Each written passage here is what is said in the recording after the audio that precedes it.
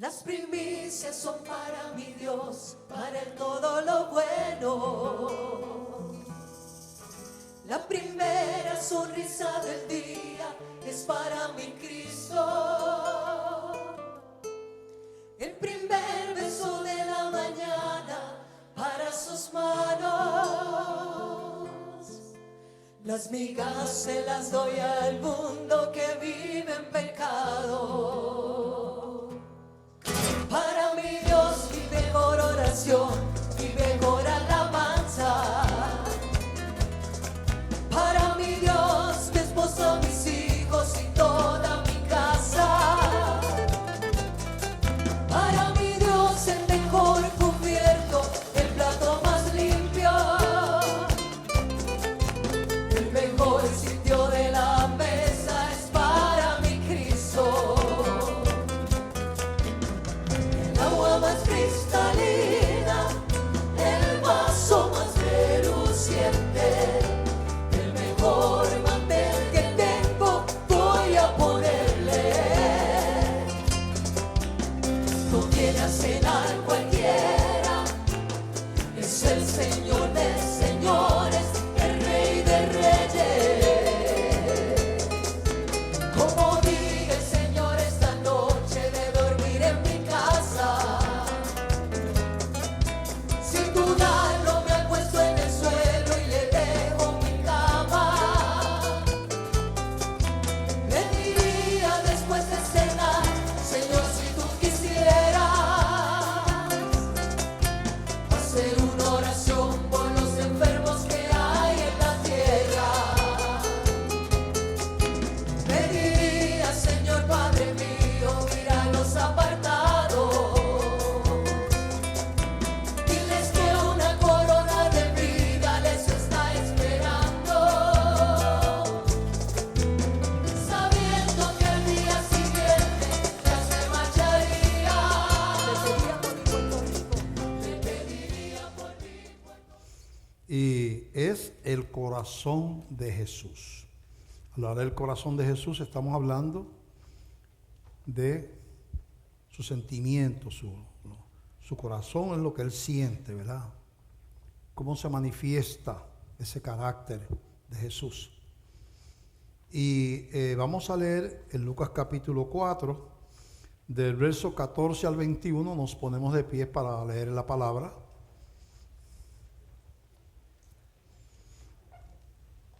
Lucas 4:14, va a aparecer ahí en las pantallas también, del verso 14 al 21, Lucas 4. Y es cuando Jesús comienza su ministerio, después de haber estado 40 días en oración ayuna en el desierto. Allí es tentado por el diablo, y dice que Él regresó en el poder del Espíritu Santo a empezar. Ahí es que Él empieza a predicar. Pero mira las palabras de Él. Dice, y Jesús volvió en el poder del Espíritu a Galilea, y se difundió su fama por toda la tierra de alrededor, y enseñaba en las sinagogas de ellos, y era glorificado por todos. Vino a Nazaret, donde se había criado, y en el día de reposo entró en la sinagoga, conforme a su costumbre, y se levantó a leer.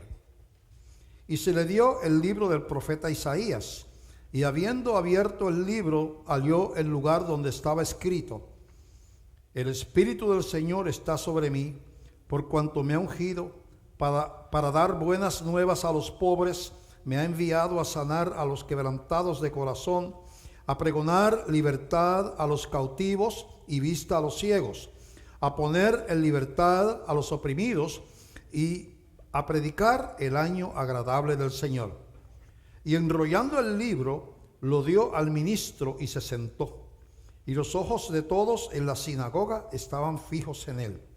Y comenzó a decirles: hoy se ha cumplido esta escritura delante de vosotros. En otras palabras, ese que fue ungido para dar buenas nuevas a los pobres, para sanar a los quebrantados de corazón, a pregonar libertad a los cautivos y vista a los ciegos, a poner en libertad a los oprimidos, soy yo. Es lo que quiero decir. Yo soy ese que habló Isaías, soy yo. Hoy está delante de ustedes el que profetizó Isaías.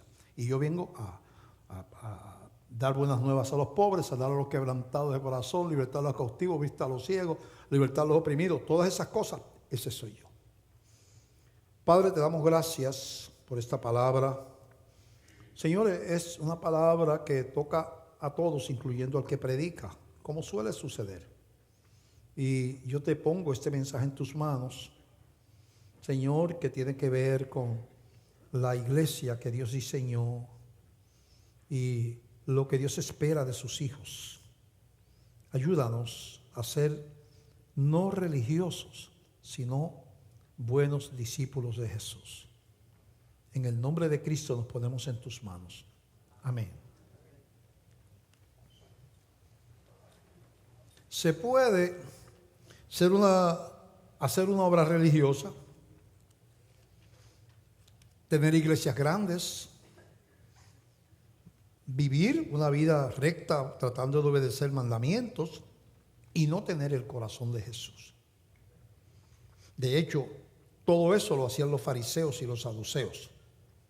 Daban diezmo de lo que ganaban, no faltaban al templo, a la sinagoga, creían en Jehová, el mismo Dios que creemos nosotros, trataban de vivir rectamente, pero la religión les mató el amor y la misericordia. Entonces, la religión los volvió insensibles al pecador, insensibles al que está en dolor y sufrimiento. Así que la religión o nos puede acercar a Dios, o nos puede hacer religiosos insensibles que no aman al pecador y que no se preocupan por el que sufre y el que carece y el que tiene necesidad, ¿verdad? Entonces, la religión puede tomar esos dos caminos. En el caso de los fariseos y los saduceos, Jesús decía que ellos eran hipócritas, porque tenían apariencia de piedad. Metían bien, podían bien, se demudaban el rostro cuando ayunaban para que todo el mundo supiera que estaban ayunando. Y entonces cuando iban a dar la ofrenda esperaban que estuviera mucha gente mirando para echarla, porque eso le daba prestigio, ¿verdad? En ese ambiente religioso. Y entonces su reputación religiosa había matado su sensibilidad al dolor y al sufrimiento. Y Jesús decía que eran como sepulcros blanqueados, que están bien bonitos por fuera. Usted va al cementerio, ve esos mausoleos bien bonitos, dice sepulcros blanqueados que están bonitos por fuera, pero debajo del sepulcro lo que hay son huesos podridos. Ustedes se ven bien religiositos por fuera, pero acá lo que hay es dureza de corazón. Y el fariseísmo no ha muerto, la insensibilidad no ha muerto. Está al alcance de uno dejarse envolver en los afanes de este mundo, de empezar a pensar como piensa la mayor parte de la gente, ¿verdad? En la cultura en que vivimos, ¿verdad? Donde en el caso de nuestra cultura más bien relacionada en caso de Puerto Rico con la cultura norteamericana, porque somos parte políticamente, somos ciudadanos norteamericanos. En la cultura norteamericana tiene un Dios y se llama el dinero, economía. No tiene nada que ver con el Dios de los cielos, ¿verdad? Hay cristianos allí, no hay naciones cristianas. Hay gente cristiana, ¿verdad? No hay naciones cristianas. Y el motor de la gente es progresar, tener dinero, tener cosas, tener una casa mejor que el del lado, tener un carro más grande, más caro que el otro del lado, el ser de los triunfadores de la vida, ¿ves? Esa es la meta. Y eso entra a la iglesia igual. Entonces que nosotros podemos también olvidar el corazón de Jesús y ser cristianos como los fariseos, que venimos a la iglesia y no estoy cuestionando la salvación de nadie, porque hay cristianismo, uno puede ser carnal y ser cristiano, ¿verdad? Pero venimos a la iglesia, pero la iglesia es como una anestesia del alma. Para mucha gente la iglesia le anestesia a uno el alma. Y veo al tirado en la calle y pues, mira, ese sinvergüenza, Dios sabe por qué está ahí, ese debe ser. Nunca nos detenemos a ayudar. No nos interesa la historia que está detrás del que no es como nosotros. Lo juzgamos, pero no nos interesa su historia, por qué está ahí. Se puede levantar. Dios me lo ha puesto en el camino para que yo le dé una mano. Si no, solamente juzgarlo, ¿verdad? Y esa dureza de corazón se puede... inclusive la iglesia puede estar llena de dones espirituales y el amor estar ausente y ser una iglesia niña, llena de dones, y profecía, y lengua, y lo que sea, y don de sanidad. Y hay una iglesia así en la Biblia. En 1 Corintios capítulo 1, el Señor le habla a la iglesia de Corinto, una iglesia griega, y le dice, 1 Corintios 4 al 13, dice el apóstol Pablo, le escribe: gracias doy a mi Dios siempre por vosotros, por la gracia de Dios que os fue dada en Cristo Jesús. Porque en todas las cosas fuisteis enriquecidos en Él, en toda palabra y en toda ciencia, así como el testimonio acerca de Cristo ha sido confirmado en vosotros, de tal manera que nada os falta en ningún don. Una iglesia dotada, esperando la manifestación de nuestro Señor Jesucristo, el cual también os confirmará hasta el fin, para que seáis irreprensibles en el día de nuestro Señor Jesucristo. Fiel es Dios, por el cual fuisteis llamados a la comunión con su Hijo Jesucristo nuestro Señor. Era una iglesia carnal, se pasaban peleando, pero eran cristianos. Eso se da todavía, ¿verdad? Se da. Y pregunta: os ruego pues, hermanos, por el nombre, verso 10, el nombre de nuestro Señor Jesucristo, que habléis todos una misma cosa, y que no haya entre vosotros divisiones, sino que estéis perfectamente unidos en una misma mente y en un mismo parecer. La unidad es señal de madurez. Las peleas en la iglesia es señal de infantilismo, de niñez espiritual.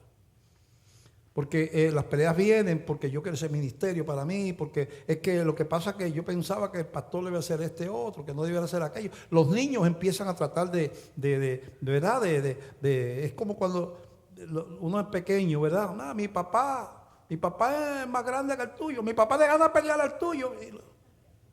Competir. Yo corro más que tú, porque a uno le gusta, ¿verdad?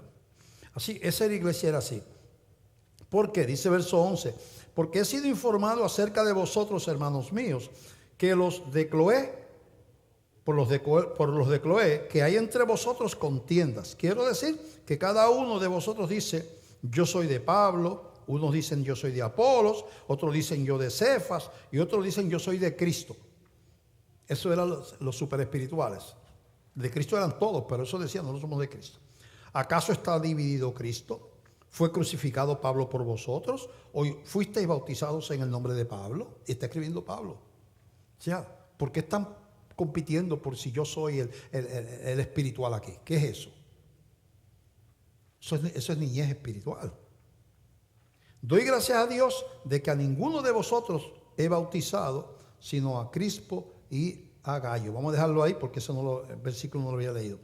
Así que la religión puede endurecer el corazón. Ese es lo primero que estamos estableciendo. Y tenemos que estar alerta a eso, porque uno no se da ni cuenta. Uno no se da ni cuenta, ¿verdad? Uno puede endurecerse. En Lucas capítulo 10, verso 25 al 37, Lucas 10, 25 al 37, dice así, vamos, ya estamos aquí, 10, 25, dice que he aquí un intérprete de la ley se levantó y dijo para probarle: maestro, ¿haciendo qué cosa heredaré la vida eterna? Y él le dijo: ¿qué está escrito en la ley? ¿Cómo lees? ¿Cómo lees? Aquel respondió, dijo: amarás al Señor tu Dios con todo tu corazón y con toda tu alma y con todas tus fuerzas y con toda tu mente, y a tu prójimo como a ti mismo. Y le dijo: bien has reprendido, haz esto y vivirás. Pero él, queriendo justificarse a sí mismo, dijo Jesús: ¿y quién es mi prójimo? ¿A quién es ese que yo tengo que amar? Porque él consideraba prójimo a los religiosos como él. Los otros no eran prójimos, ¿verdad? Dice: Entonces Jesús hace esta parábola. Respondiendo Jesús dijo: un hombre descendía de Jerusalén a Jericó y cayó en manos de ladrones, los cuales le despojaron e hiriéndole se fueron dejándole medio muerto. Unos asaltantes, ese hombre por poco lo matan. Aconteció que descendió un sacerdote por aquel camino y viéndole pasó de largo. Posiblemente era sábado, el día de ir al templo, el día de, ¿verdad? Y lo vio y dice: pero yo no puedo atenderlo porque yo tengo que ir a la iglesia, al templo. Siguió. Asimismo un levita, los levitas eran los que ayudaban en el templo, religioso también. Un levita llegando cerca de aquel lugar y viéndole, pasó de largo. Ese también iba para la iglesia. Pero un samaritano, que era una raza que los judíos despreciaban, parte del pueblo hebreo que se había corrompido un poco, que un samaritano que iba de camino vino cerca de él y viéndole fue movido a misericordia. Ese no era religioso, ese era despreciado. Y acercándose vendó sus heridas, echándoles aceite y vino, y poniéndole en su cabalgadura, lo llevó al mesón y cuidó de él. Otro día al partir, se lo cuidó esa noche, al otro día tenía que ir a hacer otras cosas. Sacó 2 denarios y los dio al mesonero y le dijo: cuídamele, y todo lo que gastes de más, yo te lo pagaré cuando regrese. ¿Quién pues de estos 3 te parece que fue el prójimo del que cayó en manos de los ladrones? ¿El levita, el sacerdote o el que no era religioso? Y él dice: no, el que no era religioso. Dice: pues haz tú lo mismo.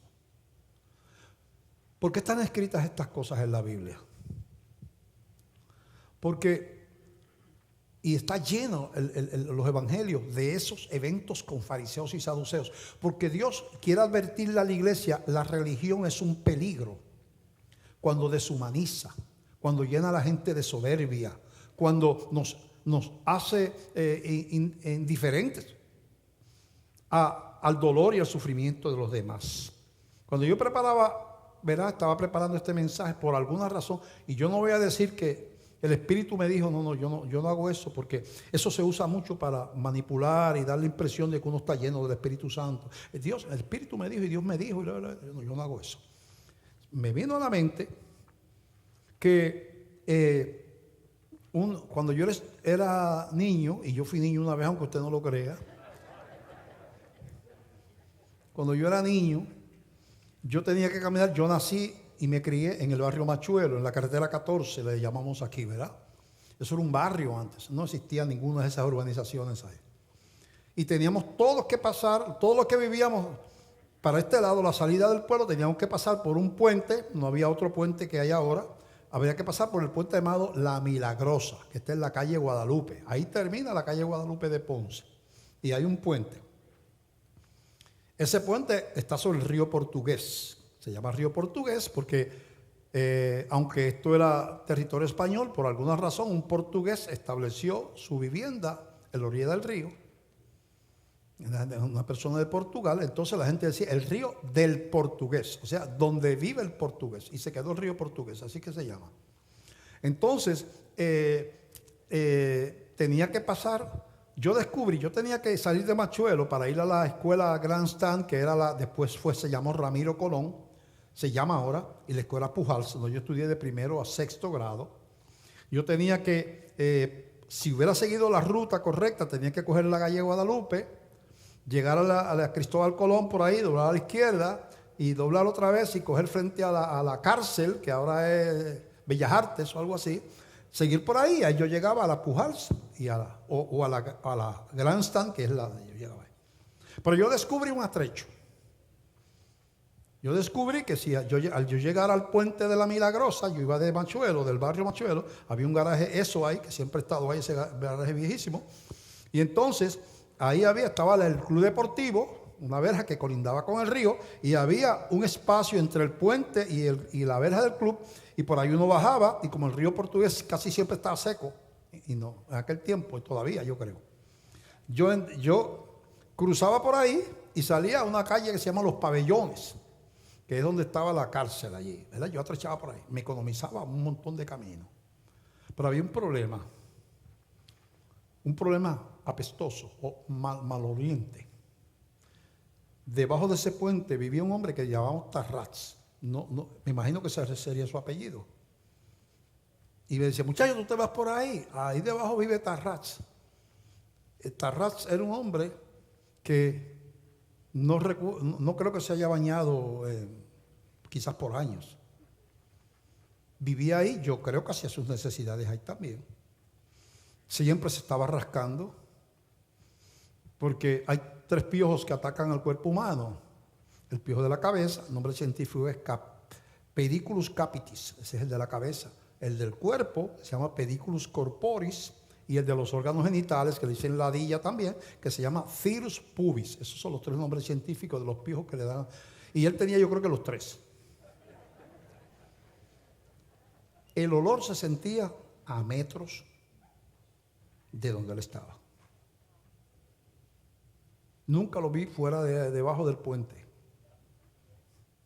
Y había que aguantar la respiración para pasar por ahí. Pero por ahí encima, a menos de 50 metros había una iglesia católica, y más arriba en mi barrio había una iglesia evangélica. Y pasaban todos por ahí encima. Acá se oían, desde donde él estaba, se oían la gente jugando tenis, y allá en el club deportivo, donde era el club donde se pertenecían la gente rica de Ponce.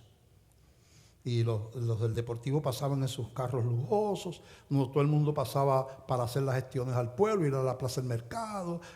La gente que iba para la iglesia pasaba para acá, y los que iban a la iglesia evangélica pasaban por ahí encima. Todo el mundo pasaba por encima. Todo el mundo aguantaba la respiración. Pero nadie se detenía a ayudar a aquel hombre. Tarratz se había dado por vencido. Hay mucha gente en la vida que se ha dado por vencido. El mundo está lleno de los que ya no quieren luchar. A veces porque son irresponsables, no es que necesariamente tuvieron una vida de padres que no la amaban, porque hay gente que anda por ahí por las calles que tuvieron una buena familia y fueron de rebeldes y se fueron. Pero hay otros que se hicieron abandonados. Su papá se murió cuando era pequeño, su mamá, nadie lo quiso recoger, se criaron por las calles o fueron golpeados, violados, humillados, etc. Y murieron en sus ilusiones y aspiraciones, y se quedaron ahí donde estaban, debajo del puente de la Milagrosa, durmiendo en el piso, encima de cajas de cartón, lleno de parásitos, quizás interior también, a lo mejor posiblemente, ya parásitos intestinales, yo no sé. Y pasábamos todos, yo era un niño, yo no le podía ayudar, pero pasamos todos por ahí, y lo triste del caso no es que Tarratz se haya dado por vencido, sino es que la sociedad y la iglesia se da por vencida con la gente como Tarratz. Como el levita y el sacerdote estamos demasiado ocupados, o estamos tan satisfechos con nuestra visita a la iglesia el domingo, que el dolor de la gente no es mi problema. Eso que estoy diciendo es triste. Cuando yo veo el carácter de Jesucristo y veo esos capítulos 4, porque el Espíritu del Señor está sobre mí, porque me ha ungido para dar buenas nuevas a los pobres, sanar a los quebrantados de corazón, dar vista a los ciegos, libertad a los cautivos, anunciar el año agradable del Señor. Y yo digo, pero ese es el Espíritu, Jesús está sacando. Yo estoy aquí porque yo vine para dar buenas nuevas a los que nadie los quiere. Yo vine a sanar a los quebrantados de corazón, que nadie les importa. Yo vengo a recoger lo que ustedes tiran a la basura.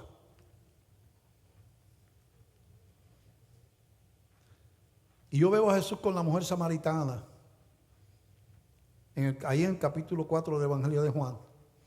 Están los discípulos pasando por Samaria y entran en una aldea. Y los discípulos dicen, no tenían que comer. Y Jesús, vente, vamos a comprar comida al pueblo. Le dicen los apóstoles. Dicen, no, yo tengo otra comida que comer.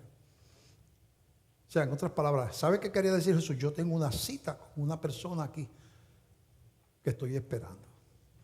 Y viene una mujer con un cántaro, sola, al mediodía. Las mujeres no iban a buscar agua al pozo solas, porque era peligroso, podía ser peligroso. ¿Y por qué? tampoco al mediodía, porque iban el fresco de la mañana. Pero aquella mujer estaba sola, quizás, estoy especulando, ¿no?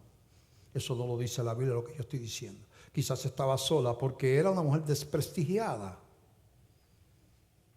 Las mujeres del pueblo no se juntaban con ella. La veían como un peligro. Y empieza a hablar con Jesús y Jesús le pide agua,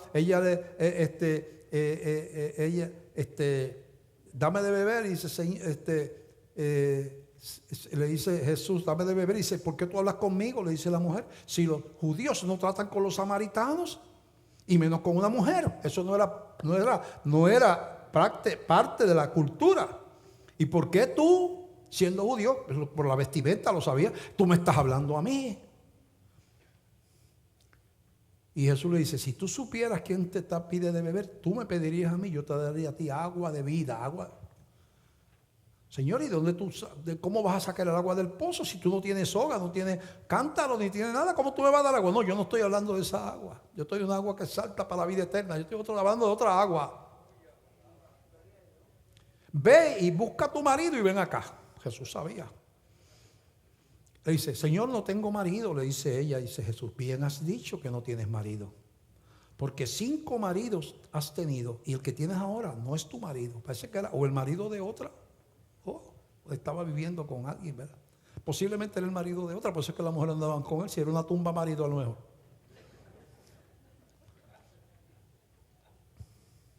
No sé, eso no está en la Biblia. El asunto es que ella le dice, Señor, cuando venga el Cristo, que nosotros esperamos, porque ellos eran parte del pueblo hebreo también, dividido, pero nos dirá todas las cosas. Dice, yo soy el que habla contigo. Ella sale corriendo para el pueblo y dice, mira, he encontrado al Mesías. Me ha dicho toda mi vida y no me conocía, es la primera vez que me ve. Y sabe hasta los maridos que yo he tenido. Y viene el pueblo y hay una conversión masiva de gente.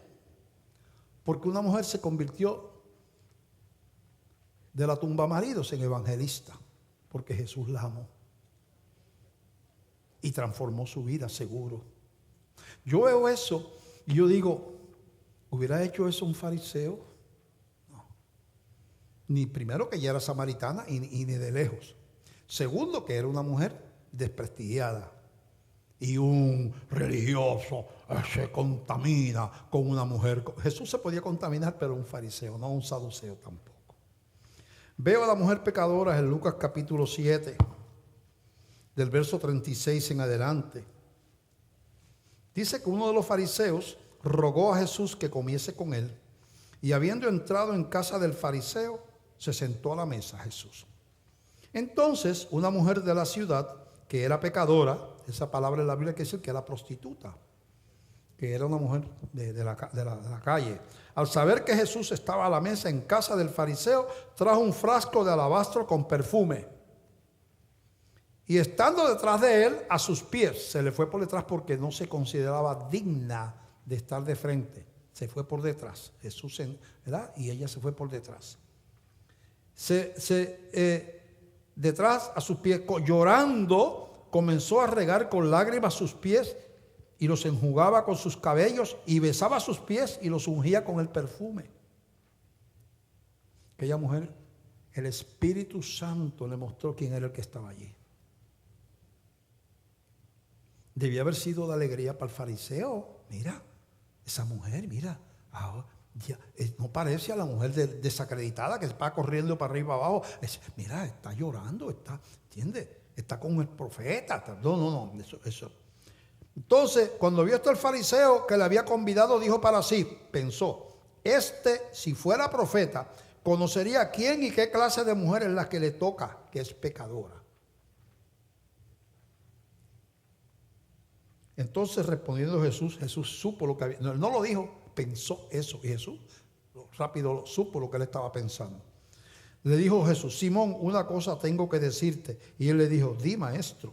Un acreedor tenía 2 deudores. ¿Verdad? Habían 2 personas que le debían dinero. El uno le debía 500 denarios y el otro 50. Y no teniendo ellos con qué pagar, perdonó a ambos. Di pues, ¿cuál de ellos le amará más? Respondió Simón y dijo, pienso que aquel a quien perdonó más. ¿A quien perdonó más? Y él le dijo, rectamente ha juzgado. Y vuelto a la mujer, dijo a Simón, ¿ves a esta mujer? Entré en tu casa y no me diste agua para mis pies, mas esta ha regado mis pies con lágrimas y los ha enjugado con sus cabellos. No me diste beso, mas esta, desde que entré, no ha cesado de besar mis pies. No ungiste mi cabeza con aceite, mas esta ha ungido con perfume mis pies. Por lo cual te digo que sus muchos pecados le son perdonados, porque amó mucho. Mas aquel a quien se le perdona poco, poco ama. Y le dijo a ella, tus pecados te son perdonados. Y allí los escandalizaron porque el único que perdona pecados es Dios, como Jesús. Bueno, entonces yo veo todo eso y yo digo, estudiamos doctrina, que es muy bien importante. No, ¿verdad? Hacemos muchas cosas, pero la Biblia revela el corazón de Jesús. La Biblia revela lo que Jesús espera de su pueblo, de su iglesia. Que cuando se fue nos dejó la encomienda de ser luz y sal, de ser una extensión de Él, su boca, sus pies, su corazón. Yo no estoy aquí, pero yo lo envío en mi nombre. Pero sin embargo, pasamos por el puente donde está Tarratse Bajo. Yo no sé si alguien tenía que haberle llevado comida. Siempre hay alguien, ¿verdad? O quizás los del garaje, de los que comían allí, los que trabajaban allí, del almuerzo, le llevaban un poquito ¿verdad? De lo que le sobraba. Pero no se había muerto de hambre todavía. Pero estamos demasiado ocupados. Hay unas metas que alcanzar. Tengo unos sueños. Estoy envuelto en mis sueños, estudiante, como ciudadano. Yo, ¿verdad? Estoy pensando en esto, necesito esto para acá. Tengo que juntar dinero porque voy a comprarme aquello. O sea, unos sueños. En esos sueños siempre el prójimo está afuera. Generalmente. Entonces, obviamente, hay algo que tiene que cambiar en nuestra vida. En el capítulo 17 de Lucas, hay este otro pasaje. Dice 17:11, yendo Jesús a Jerusalén, pasaba entre Samaria y Galilea. Y al entrar en una aldea, le salieron al encuentro 10 hombres leprosos, los cuales se pararon de lejos. Hemos usado este pasaje antes, pero siempre explico un poco sobre lo que era ser leproso en ese tiempo. Todavía ser leproso. Era gente, la parte, lo más bajo que uno podía hacer en la sociedad de aquel tiempo era un leproso. Ni siquiera su familia lo podía tener en su casa, porque la lepra es una enfermedad causada por una bacteria hermanita de la bacteria del bacilo de la tuberculosis. Una se llama Mycobacterium tuberculosis y la de la otra se llama Mycobacterium leprae, la de la lepra. Ambas son enfermedades crónicas. Pero la lepra tiene la particularidad de que mata el tejido en el cuerpo de uno y el tejido se pudre. Se empieza a desprender y apesta, lo podrido apesta. Y el leproso le pueden faltar la oreja, los labios, verse todas las encías porque no tiene labios, tiene un agujero aquí, está lleno de llagas y el olor nauseabundo que despide un leproso. Por eso se pararon de lejos. Ellos si se acercaban a alguien le tiraban una pedrada porque le tenían asco y no querían saber de ellos. Se pararon de lejos. Y dice la Biblia que alzaron la voz diciendo, Jesús, Maestro, ten misericordia de nosotros. Era un grito de angustia. Habían quizás oído de la fama de Jesús, de cómo sanaba, de cómo se había sanado. Mira, sanó un ciego allá, resucitó un muerto por acá, sanó unos leprosos por allá por otro lado. La fama de Jesús levantó un paralítico. Y mira, viene Jesús entrando al pueblo. ¿Quiénes? Ellos estaban a la puerta, porque allí era que se paraban a pedir dinero. Porque no tenían trabajo. No saben, ¿quién va a emplear un leproso que se está pudriendo? Y se enteran y gritan, Jesús. Y dice la Biblia, cuando él los vio, les dijo, id y mostraos a los sacerdotes. La ley hebrea decía que el único que podía declarar limpio a un leproso era el sumo sacerdote del templo. Y ellos salieron para allá Y aconteció que mientras iban fueron limpiados. En el camino fueron sanados. Entonces uno de ellos, eran 10, uno de ellos, viendo que había sido sanado, volvió glorificando a Dios a gran voz. Así que porque usted reciba muchos beneficios, no quiere decir que se va a convertir. Si su corazón no ha sido preparado, usted no es buena tierra, usted dice esto me lo gané yo, esto es una suerte, lo que sea, ¿verdad? Usted lo atribuye a algo, pero no le produce rendición. Pero uno de ellos, viendo que había sido sanado, volvió glorificando a Dios a gran voz y se postró rostro en tierra a sus pies, dándole gracias. Y este era samaritano. Respondiendo Jesús dijo: ¿no son 10 los que fueron limpiados? ¿Y los otros 9 dónde están? No hubo quien volviese y diese gloria a Dios, sino este extranjero. Y le dijo: levántate y vete, tu fe te ha salvado. Entonces yo me pregunto, ¿por qué Dios tenía tiempo, Jesús, para detenerse ante los tarrats de la vida? ¿Cuántas veces nosotros, las iglesias cristianas, camino a la iglesia, quizás en nuestro vecindario, vive un viejito solo, una viejita? Sabemos que los hijos se fueron, sabemos que la hierba está llegando al techo de allá, sabemos que le duele toda la coyuntura, no estamos seguros si está comiendo bien, no estamos seguros si está las medicinas que está necesitando, a lo mejor no tiene las fuerzas para limpiar su casa. Pero es que yo tengo que ir el domingo a la iglesia, yo no tengo tiempo para detenerme. Pues el pastor Pereira le dice: no venga a la iglesia y párese en el camino y vaya y pregunte: buenos días, señor o señora, yo paso por aquí todos los días y lo he visto que usted está tratando de limpiar el patio, o lo veo tan solo, y su familia, usted no tiene familia. Puede ser 2 cosas que le diga: mire, métase en su vida, porque uno no sabe. Pero cuando uno va a hacer bien, uno no va a ganar concursos de popularidad. Si le dice así, no sé, ay, qué mal agradecido. No, porque entonces son 2 carnales. Sí, bueno, yo entiendo, perdóneme, ¿verdad? Yo no quise molestarle, pero es que me preocupa y ve, yo sé que usted está tratando de levantarse y yo quisiera darle una mano. Y usted viene a la iglesia bautista de Glembio: mire, pastor, hay un viejito que vive allí al lado de mi casa, por allí, que no tiene quien le corte la hierba y no tiene quien le limpie la casa y no tiene que comer. Pues es la iglesia que debe ser esta iglesia.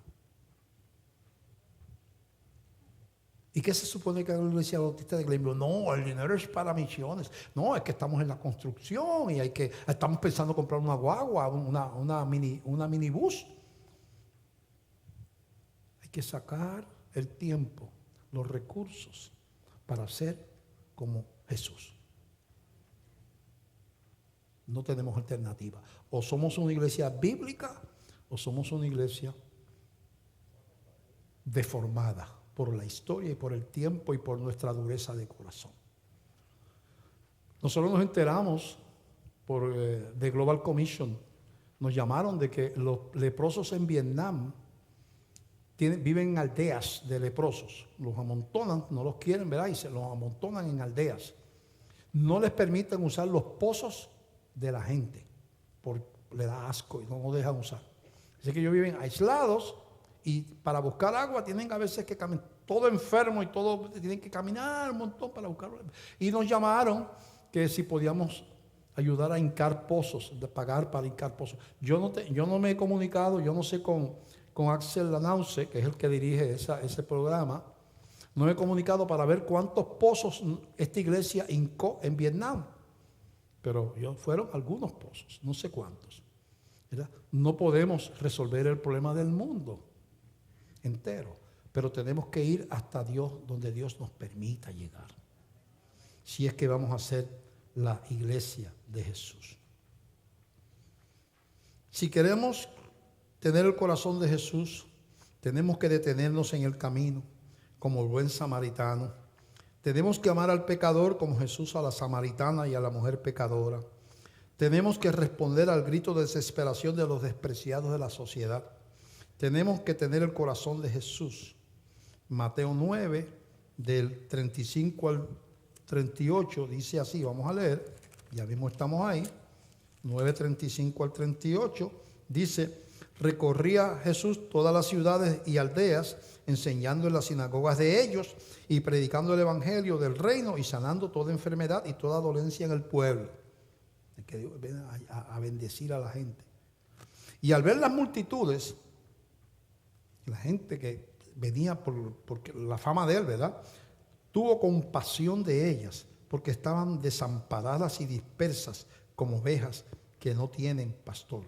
Entonces le dijo a sus discípulos: a la verdad la cosecha, la necesidad es mucha, mas los obreros pocos. Rogad pues al Señor de la cosecha, de la mies, que envíe obreros a la mies. Hay mucha gente, lo que está diciendo Jesús, que nos está diciendo, mirando a las multitudes, como las podemos mirar nosotros en las calles, en los barrios, donde quiera. La necesidad es mucha, pero no hay mucha gente interesada en ayudar. Pídanle a Dios que Dios mueva corazones para que tengamos el corazón de Jesús. Cuando vemos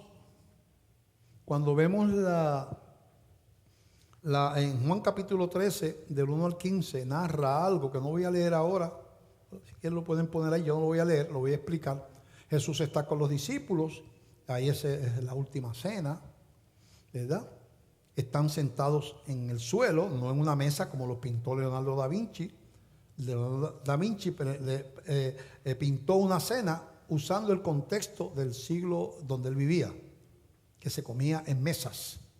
En el tiempo de Cristo se comía en el suelo, en una estera, y ahí ven unos almohadones, y los pies de uno quedaban al lado de la comida porque estaba sentado en el piso, ¿verdad? Y Jesús, llegan allí, se ponen los 12 apóstoles, y Jesús, sin explicarle a nadie, busca una toalla, se la pone por la cintura, busca un envase, lo llena de agua y viene y empieza a lavarle los pies a los discípulos. Y Pedro dice: Señor, pero yo no, ¿cómo yo voy a permitir? Y dice: tienes que dejarte que te lave los pies o no tienes parte conmigo. Y Pedro dice: lávame la cabeza, báñame si tú quieres, pero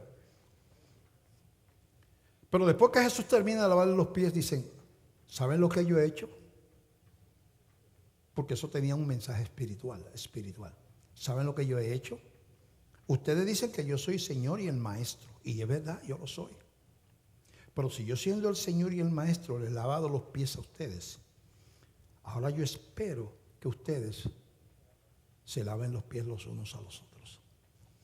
¿Sabe que la iglesia es astuta para desvirtuar las enseñanzas de Jesús? ¿Sabe que hacen muchas iglesias? Una vez al año traen unos ancianos de la iglesia, los escogen, los ponen unos lebrillos, unos envases con agua, los sientan en una silla y viene el pastor y le lavan los pies a los ancianos y ya se acabó. Ya, cumplí. Eso fue cuando Jesús dijo que hiciéramos lo mismo, lo que estableció fue una ceremonia. Jesús odiaba, bueno, puede usar la palabra, la ceremonia. La ceremonia era lo que tenían los fariseos. Lo que le estaba enseñando era un estilo de vida. No que se hiciera una ceremonia de lavado de pies, sino que fuéramos por la vida. Los líderes, principalmente los apóstoles, le está enseñando: los líderes no estamos para que nos laven los pies, es para lavarle los pies a los demás. Que hay por ahí un evangelio que se llama el Prosperity Gospel, que es una aberración que empezó hace 40 o 50 años en Estados Unidos, se ha regado por el mundo, donde los pastores son magnates, que tienen escuderos, que están blando y tienen limusinas, aviones, ganan millones, esto y lo otro, y su predicación es porque usted declara y reclama, y usted siembra y Dios le da, y usted reclama un auto, si usted lo cree, Dios se lo da, porque su boca tiene un poder creativo. En otras palabras, tú te conviertes en Dios. Pero esa no es la razón para ese evangelio. Es preparado para enriquecer a los que lo predican. Había uno en estos días que tenía un avión jet como de 20 o 30 pasajeros, debe costar como 30 o 40 millones, pero ya estaba usadito y él quería uno nuevo. En vez de meter 50,000 motoras en la India y en Pakistán y en eso. porque hemos deformado el Evangelio. Lo que tenemos que pedirle al Señor que ponga ese corazón en nosotros. Porque el mundo está lleno de gente que necesita que los amen, que necesitan una mano amiga. No la mano amiga, primero dicen los hermanos de la fe. No se supone que en una iglesia, la iglesia sea indiferente al dolor, el sufrimiento y la escasez, la necesidad de su gente. Eso no debe ser. Pero que extienda su mano a los de afuera, como hacía Jesús, ¿verdad? Y mientras yo preparaba este mensaje, pues a mí me gusta escribir poemas y cuentos. Tengo un montón sin publicar, muchos. Y cuando voy a escribir un poema, pues pongo mucho cuidado en la verdad, en la confección, en las palabras. Ahora no encuentro el poema, debe estar por aquí.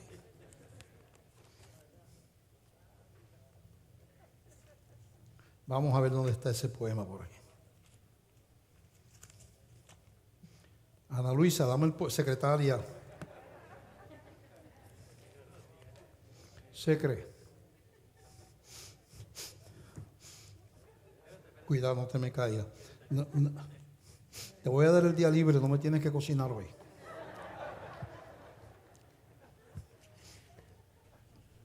Este poema lo escribí como en 15, 20 minutos, ¿verdad? Rápido, porque era algo que tenía en el corazón. Y pues no es una obra literaria, ¿verdad? Dice así: el corazón de Jesús. Algo tiene que cambiar profundo en mi corazón. Algo tiene que brotar más allá de la razón. Tengo cosas que vencer para apagar la insensibilidad. No basta solo creer, tengo que amar de verdad. El mundo y la sociedad no dejan pensar con calma. La vida de la ciudad va destruyendo el alma. Somos seguidores de Jesús, proclamamos al mundo, pero no queremos una cruz, ni amar tan profundo. Nos enseñó a amar a la gente, pero el egoísmo fue mayor y me hizo indiferente, sacrificando el amor. Señor, quiero amar como tú y no sé cómo llegar a tanto. Como al principio, dame tu luz, ese toque del Espíritu Santo. Que mi mano se extienda al caído. Amar es compasión y dolor, no es hacer ruido ni tampoco infundir temor. Quiero ser luz y sal, como dice tu palabra. Quiero poder entrar a cada puerta que abras y ser tu voz y tu abrazo, ir sanando corazones, recogiendo cada pedazo de destrozadas ilusiones. Y al final de la vida, cuando mi tiempo deje de ser, escuchar allá arriba: bienvenido, siervo fiel.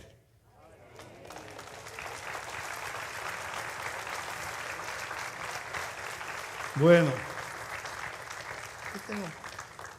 empiezo a escribir y se me va la mano más ligero que la mente.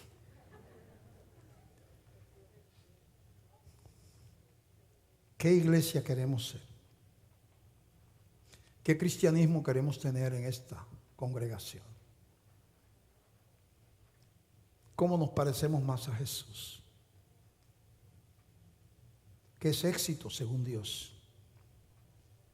Las riquezas en la iglesia, un imperio grande, una iglesia, mucho dinero, de miles de personas. ¿Es eso éxito según Dios? ¿Sabe quién es la persona que más dinero ha dado aquí para la cuestión de las motoras? Una niña.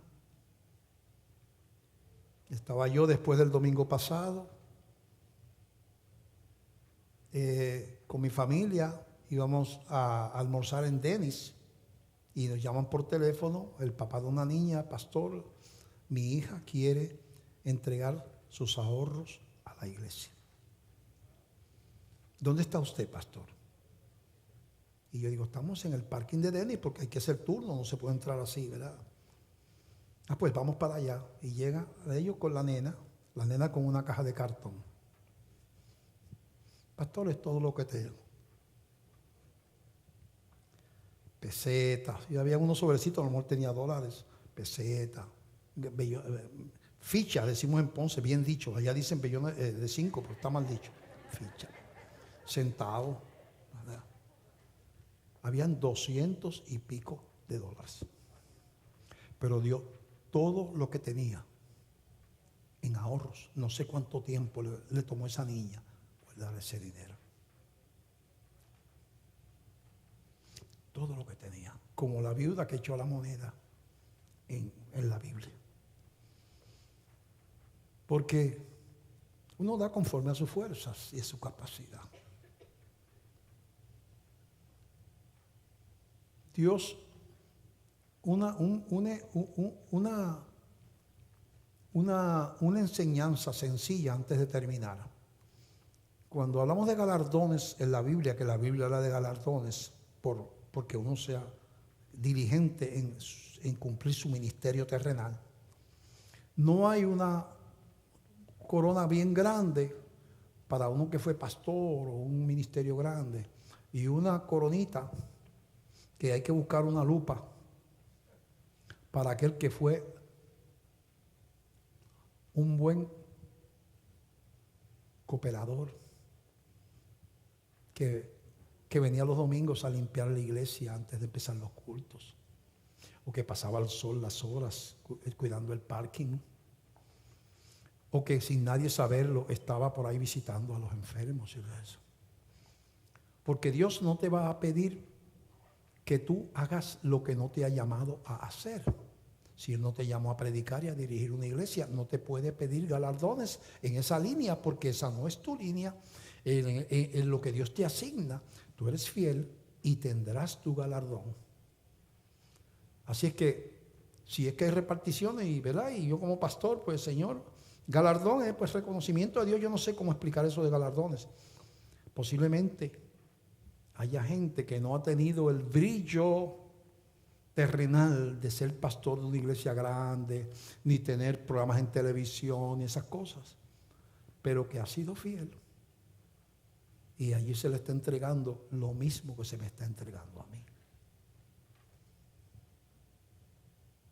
Porque Dios no hace acepción de personas. Queremos ser esa iglesia, queremos tener el corazón. ¿Cuántos quieren tener el corazón de Jesús aquí? Yo quiero tener el corazón. Pastor, ¿usted tiene el corazón de Jesús? Yo creo que no. No llego. Pero quiero que Dios me ponga ese corazón. Vamos a terminar. Si usted ha venido a esta reunión, a esta congregación en este día, o nos ve por los medios de comunicación, yo le voy a preguntar que si usted ha entregado su vida a Jesús, que es el único camino de llegar al Padre. No se puede llegar al Padre si no se pasa por Jesucristo. Y eso implica no solamente creer y reconocer que Él es Dios y es el que nos puede salvar, sino implica yo reconocer que soy pecador y entregarle mis pecados a Él, pidiéndole perdón. Invitarlo a venir a mi corazón.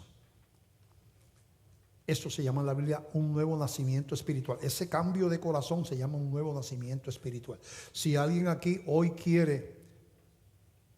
es el día que Dios entiende que hoy le ha traído aquí para darle una vida nueva, una relación eterna. Usted sencillamente, sea como sea, con las imperfecciones que tenga, usted arrepentido y dice: Señor, yo te entrego mi vida hoy. Y levanta su mano. Hay alguien que hoy le entrega su vida a Cristo públicamente aquí en esta congregación. Es lo que dice el Señor, que hay que confesarlo públicamente. ¿Verdad? No nos podemos avergonzar del Señor. Tenemos que confesarlo públicamente. Hay alguien que hoy le entrega su vida a Cristo y levanta su mano allí donde está. Si usted está viéndonos por los medios electrónicos, entonces llama al teléfono que aparece en pantalla, 787-843-6400, o llama a la iglesia, ¿verdad? ¿Hay alguien que levantó la mano por ahí? Hay un caballero que levanta su mano por ahí. Dios le bendiga, caballero. Dios le bendiga. Dios le bendiga. Le vamos a pedir que camine porque queremos orar por usted. Por favor, venga por acá. Agustín. ¿Cuántos alaban al Señor por esta vida? Amén.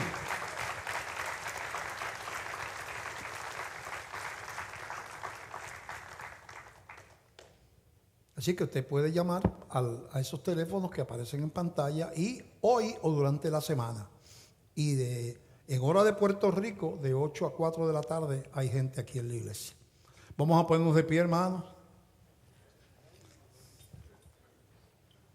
Yo voy a ser sincero con Dios, Señor, yo me quedo corto de lo que debo ser. No sé amar como tú, pero quiero aprender. Ahí estoy rimando otra vez.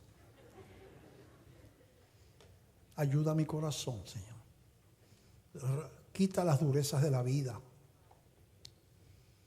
En el camino nos desarrollamos callos. Al ver tanta gente mala que están en la marginados, pero que son gente violenta, ladrones, en drogas. Entonces nos endurecemos con todo el mundo. Y ni siquiera con esos debemos de endurecernos. Señor, hay milagros que no son espectaculares, pero que también son milagros. Y un cambio de corazón hacia amar a la gente por encima del egoísmo natural es un milagro. Yo te pido un milagro para mi vida, Señor. Si usted pide lo mismo, levante la mano y dice, Señor, yo te pido un milagro para mi vida. Yo quiero un cambio de corazón, Señor. En el nombre de Jesús. Amén.